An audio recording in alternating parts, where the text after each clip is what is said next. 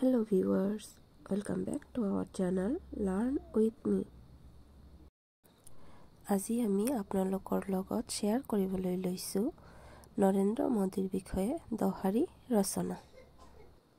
আহা আৰম্ভ কৰো নৰেন্দ্ৰ মোদীৰ বিষয়ে ৰচনা। 1 নম্বৰ নৰেন্দ্ৰ মোদী হল বৰ্তমান ভাৰতবৰ্ষৰ প্ৰধানমন্ত্ৰী।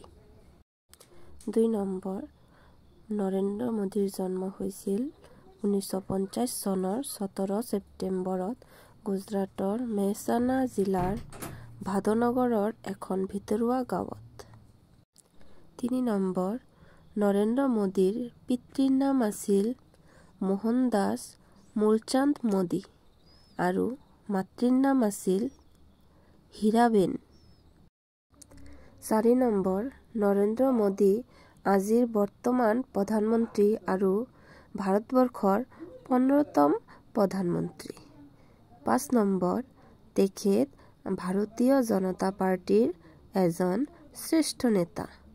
6 নম্বৰ 2001 পৰা 2014 চনলৈকে সুদীৰ্ঘ 13 বছৰ ধৰি তেওঁ গুজৰাটৰ মুখ্যমন্ত্ৰীৰ পদত আছিল।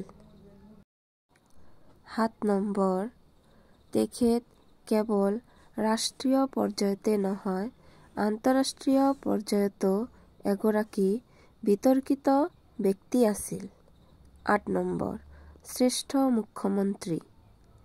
ইণ্ডিয়া টুডে আলোচনীয়ে 2006ত দেশব্যাপী এটা সাৰ্ভে চলায় আৰু মোদীক দেশৰ শ্ৰেষ্ঠ মুখ্যমন্ত্ৰী ঘোষণা কৰে। 9 নম্বৰ ই-ৰত্ন কম্পিউটাৰ ছ'চাইটি অৱ ইণ্ডিয়াৰ দ্বাৰা ডক্টৰ নৰেন্দ্ৰ মোদীক এই বঁটা প্ৰদান কৰা হয়।